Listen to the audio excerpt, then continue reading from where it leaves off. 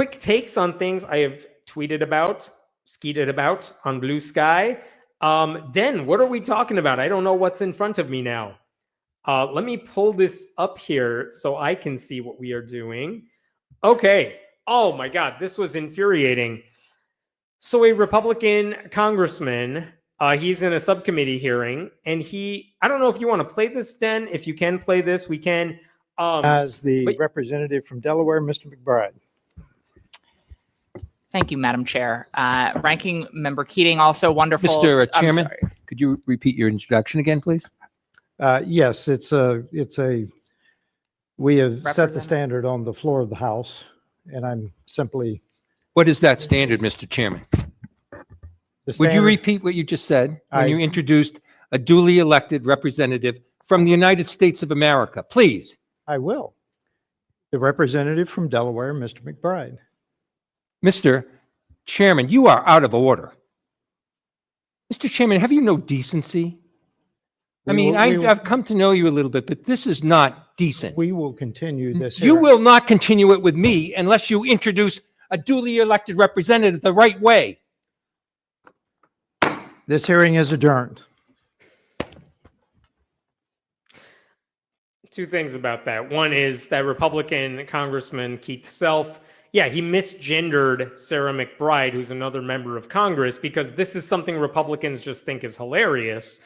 I did appreciate for up to this point, Sarah McBride has taken a lot of shit from a lot of Republicans and has purposely tried to downplay her trans identity and said, I'm here to do a job. I'm here to represent my constituents. I'm not going to get sucked in to this culture war battle that Republicans want to fight. And there's some logic to that. That is also how Sarah McBride operated as a state representative in Delaware. But at the same time, when Republicans are just misgendering her over and over, and she does nothing about it, it suggests that, okay, this is a thing that can happen and it's okay to do. And I don't like that. But I'm also not in her shoes, so maybe it's not fair for me to criticize that. But I did appreciate, and maybe you heard this, when Sarah McBride responded, she called Keith Self Madam Chair, which pissed him off too. He's like, how dare you misgender me? But the thing that everyone should take away from this is, you could see this in the tweet, Congressman Bill Keating refused to let this stuff slide, and he went out of his way to condemn and criticize and call out what the Republican was doing. And that's the sort of passion I wish more Democrats had about everything, because everything is a 5-alarm fire right now, and you got to act like this stuff is a big deal. If you let this stuff slide, Republicans are going to keep doing it because they know they can just walk all over you. So when Al Green holds up his cane during Donald Trump's speech, good. Why aren't the other Democrats doing that? Sitting there with a paddle does nothing. You need more Democrats calling this shit out, never letting up about it, because that's what a lot of their voters are feeling. Why are the only people who don't seem to care about this stuff the ones in elected office? So I love it. I love these videos when you have a Democrat who is actually yelling and calling out this stuff as the bullshit it is. And you could see what happened when he did it. The Republicans like, I'm just going to end this meeting right now because he didn't want to deal with it. Good. As the representative from Delaware. What else do we got, Den? Oh, this is interesting. So California, Gavin Newsom is term limited. So the question is, what's Gavin Newsom going to do? Is he going to run for president in a couple of years? Maybe. He's decided the best path to that is launching a podcast where he praises right-wing nutballs. I don't get it. But this is exciting. Katie Porter, one of the better members of the House who lost her election a couple years ago, Katie Porter says she's running for governor. Now, will she win? Almost certainly no. But she's really progressive, and that's a good, we want more people running for those jobs when they're not coming from like the conservative wing of the Democratic Party. Now, if you're wondering what's going to happen in California, why is Katie Porter not going to win? Odds are Kamala Harris is going to jump into that race to become governor of California, and she's probably the odds-on favorite to win that primary and then win that race if she chooses to jump in. that's why I don't think Katie Porter's candidacy will go anywhere. But having her voice in the mix until the primaries happen, that is a good thing for the party. So I was happy to see that. By the way, we can also play this game in Michigan. I don't know, Dan, if you have this elsewhere in the slides, but in Michigan, Pete Buttigieg just said he's not going to run for Senate in 2026. And one of the people who I really hope decides to run is Mallory McMorrow, who's been an outspoken progressive who went viral for a speech she gave pushing back against Christian nationalist rhetoric a couple years ago. Like, I hope someone like that runs for that office to take over the Senate seat there.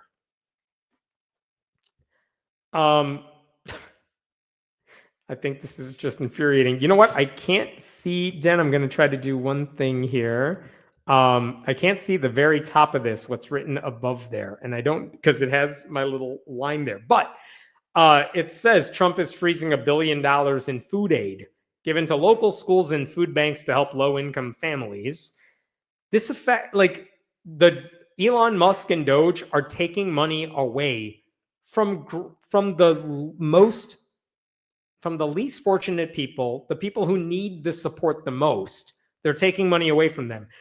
There are a lot of Christian ministries who actually do the work. They get the money from the government. They do the work of handing out the food and helping local schools and things like that. And good for them. That's wonderful.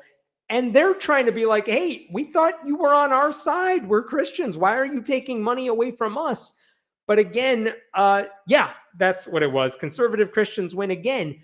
Because again, who is asking for this? Who is saying, you know, who the US government should screw over? It's poor people, it's public schools, it's people who have no food to eat. Let's screw them over. Like this, no one wants this except apparently white conservative Christians who voted for Trump and the sort of MAGA Nazi cultists who are part of that tribe. It's not what most Americans want. It's certainly not what Democrats want. Like, this is just cruelty for the sake of cruelty. And that is what the Republican Party stands for. And honestly, this is why I can't be friends with people who are Republican. It's not a, oh, just open your mind. No, it's, this is what you're supporting, and I don't want any of these people in my life. All right, what is this one? Supreme Court, this is from Mark Joseph Stern at Slate. He's their legal columnist. The Supreme Court took up a case to decide whether state laws prohibiting conversion therapy violate the First Amendment, because there are Christian counselors that want to be able to work with kids and tell them, you're not really gay. Let's throw some Jesus on you so you're not gay, which is not how anything works. But they would get punished in their states for doing that because there's nothing scientific or ethical about it. And now the Supreme Court is going to maybe allow them to do it by overturning laws that say you can't do it. And as this tweet says, the Supreme Court will kill children if they overturn these laws. It is that simple. But again, going back to the moral of all of these stories, the whole purpose of the Republican Party is to hurt the marginalized. It is what they do. It is what makes them happy. They only get joy from hurting other people. And that's the only benefit of this. It's not like the science says it's a good idea. This is just, how can we make sure gay people, trans people suffer even more than they already are?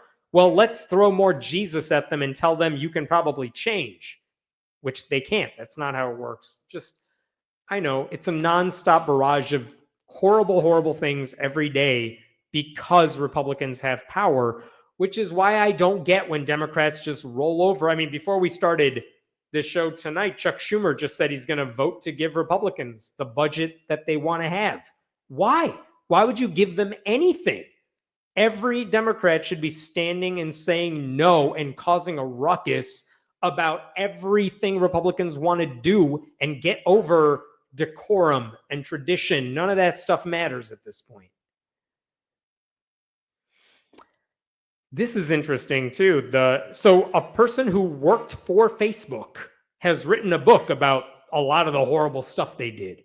And the parent company of Facebook, Meta, they just won a legal victory trying to stop the publisher from promoting or distributing copies of the book.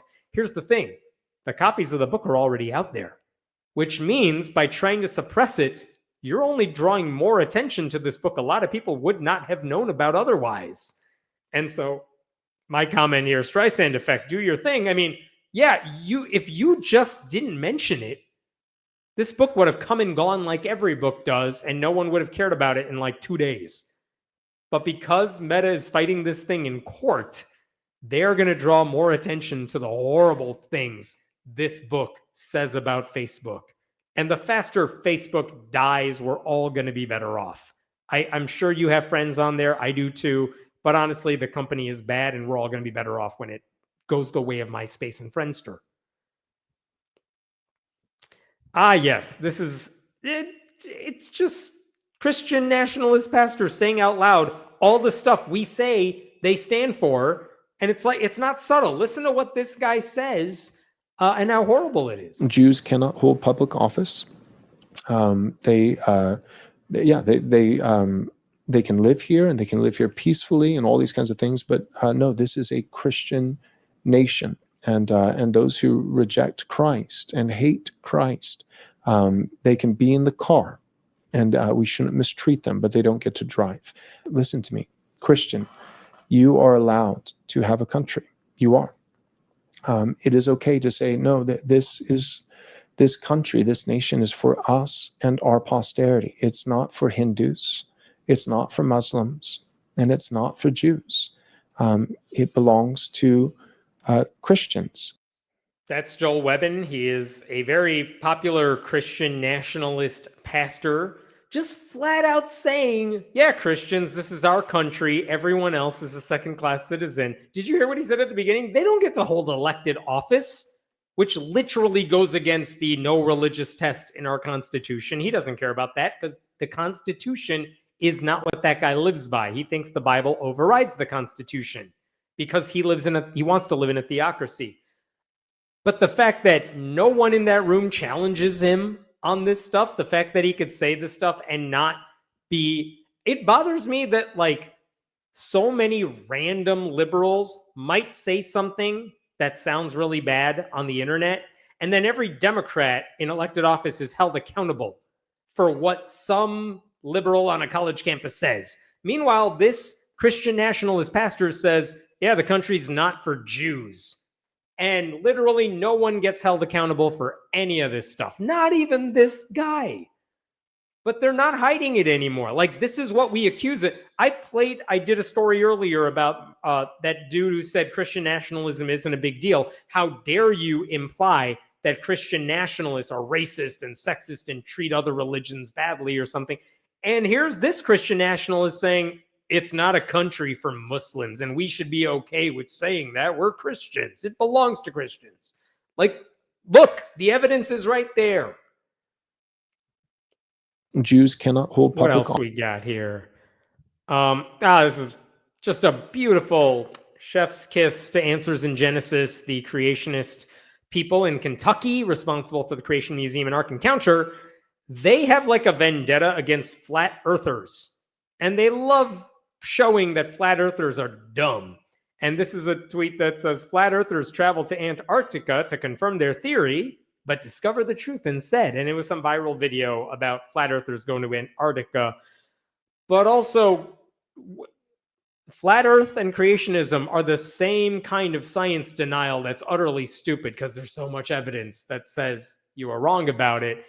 And it does make me laugh that Answers in Genesis is making fun of flat earthers for being idiots. And it's like, you guys are so close to getting the point.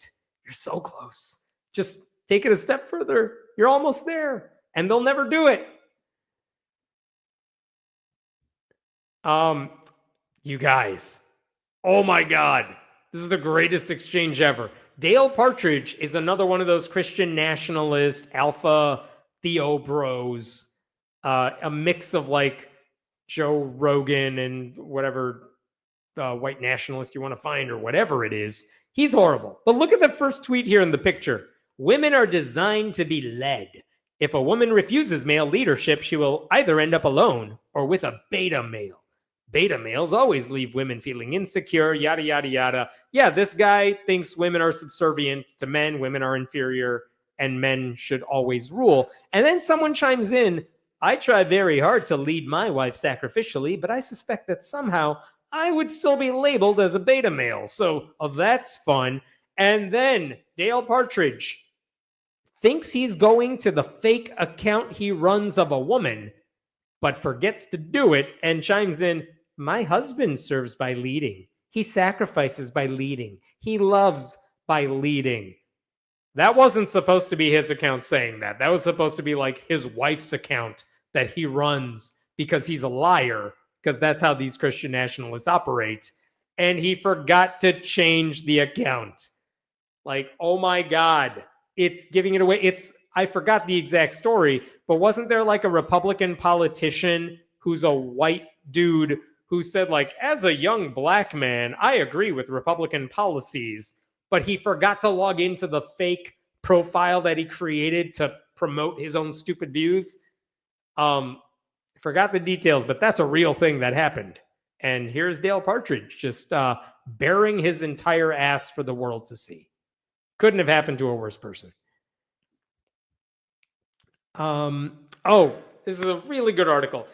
Please look at the article that is on your screen right now, The Muckraker. It's by Logan Davis, who does really wonderful reporting for the Colorado Times Recorder.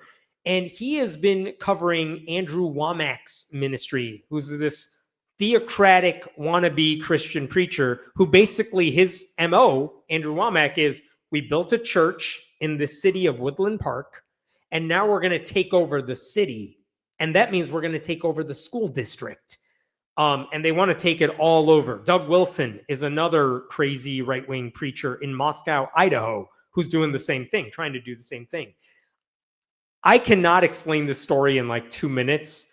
This story was nuanced and it was long, but it was well worth your time to read because it shows you how there is now conflict because the people who are part of that Christian ministry are destroying the public school in the community. And now even conservatives in the area are fighting over what they need to do because people like their public schools. They don't want to see a church destroy it. They don't want to see anyone destroy it. I just want to tell you, go read that article. It was so good. Go Google it right now. And this is interesting. This is from Samuel Perry. He was name-checked by that Christian nationalist academic dude. Pew Research Center recently asked Americans if they knew what right the First Amendment guaranteed. And they asked them, I don't know if we could see all of this. Okay, this specific question is, who knows that the First Amendment guarantees freedom of religion? And if you look, evangelical Protestants, they're on the far left of this chart. Far left, only, what is it, like 62% of evangelical Protestants know that freedom of religion is protected by the First Amendment. Who scored the highest? Agnostics. Who scored the next highest? Atheists. 78%, 75% of us know that freedom of religion is covered by the First Amendment. And this goes back to something else, which is atheists tend to know what the Constitution says about the intersection between religion and politics. We know there's no religious test for public office. We know you don't have to take an oath on the Bible when you get sworn into office. But a lot of evangelical Christians and other religious groups do not know that stuff. And the funny thing is, it's been a while since they've done these surveys. If you ask people about what does Christianity say about the following, and we're not talking about some nuanced thing, like just in general, what do Christians believe about Jesus, about this, about that? Atheists score higher than Christians do on a lot of those tests. I think Jewish people also score pretty high on those tests. But evangelicals don't even score high when it comes to questions about Christianity. I think it just goes to show there are some groups that care about facts and knowledge and this type of understanding a lot more than others. So just interesting. And same thing in the entire sample, which religious groups were the most politically knowledgeable? Atheists, 60%, according to this survey. And who were the least knowledgeable? Muslims, 16%, Hindus, 25%. Can I squeeze in here? Where's evangelical Christian on here? I can't really see it. I can't zoom in enough. White evangelicals at 50%. Again, just goes to show, you would think the people who have the most stake in the government, that have the most power in the government, ought to know how the government works. They should be knowledgeable about the government, and yet they are not. All right, anything else here? Oh, this is just a cool story too. Thanks for bringing this up, Den. I don't know if you saw Jeopardy this week. There was a man who appeared on the show, Harvey Silkovitz, who has Parkinson's, did an amazing job on the show, but Claire McNear, who's beat for The Ringer, includes writing about Jeopardy, talked to him because this guy spent 24 years trying to get on the show. I think it said he went through like 10 auditions. And if you go through the audition and you make it through that process, they just say like, cool, you made it in the system. We might call you in the next year and a half. And if we don't call you, you have to audition again because you're no longer in our system. And this guy tried for 24 years to get on the show over the course of like 10 auditions. And he finally made it on the show this week. And it was just a beautiful thing to watch. And also, holy shit, this dude is super smart. Just a really awesome article. If you didn't watch the show, go read this article in The Ringer. It was so good.